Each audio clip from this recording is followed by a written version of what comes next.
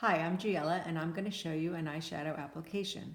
First, you need to start with an eyeshadow primer to cover all of the darkness that is very common in all ages. You'll always see that the skin is very thin, so you're going to see veins and darkness and yellow and brown, and it's important to cover this first before you put on shadow. If you don't use the primer, then it's just a waste of your product because it's going to fade in about an hour, and you will also not see your eyeshadows because they're going to be covered with all of the discoloration underneath. So apply this over the entire eye from the lash line up to the brow.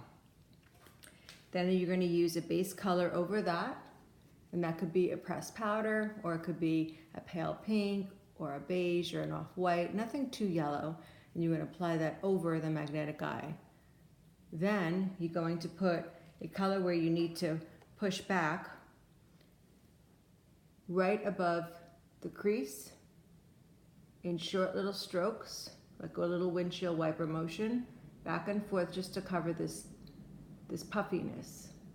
This is the majority of eyes. It's called a hooded eye, and there's more brow bone as opposed to the eyelid. So I really don't have a crease, but we're going to create one with an eyeshadow. So you're going to put it back and forth, back and forth. It just gives enough depth to push back the flash and puffiness. And then you can go back with the lighter color and blend under and on the lid. Then we're going to define with brows with a brow powder. You could also use a pencil. You could also use a powder. Doesn't matter, but as we age, our brows definitely fade and they need to be filled in. This will really pop your eyes. So I'm just going right on top and down. And now I'm going to use an eyeliner. And I chose a color called Sage, which is a gray-green. I try avoiding a lot of brown colors, because sometimes the brown in a mascara or a pencil, it can make the whites of the eyes look very tired, and it will bring out the red. So I like to choose colors that have a bit of gray in them. So this is a gray-green. I don't really like seeing a lot of color in the liner, but I think this is nice in terms of giving the eye a bit more of a pop. Navies are great, dark charcoals. Then we're going to use a lively pencil on the inside waterline, and this has a little bit of peach to it.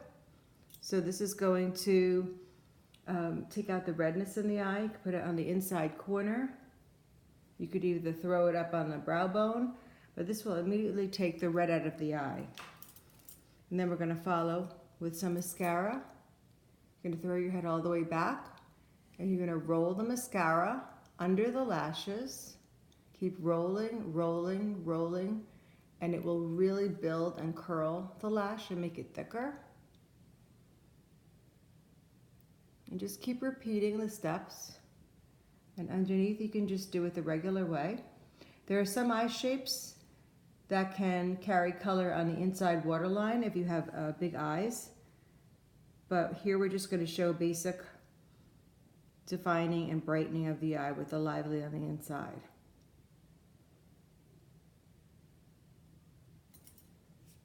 Give this one more coat underneath. If you get mascara on your skin, I would just let it dry and then it will just flick off. If you get the mascara when it's wet, you will see that it will give you a smudge and it's even harder to get off. So just let it dry and then it will flick off. So here's our quick eyeshadow application. So you can see the difference from one eye to the next, just for 4 minutes, with some great tips to really wake up your eye.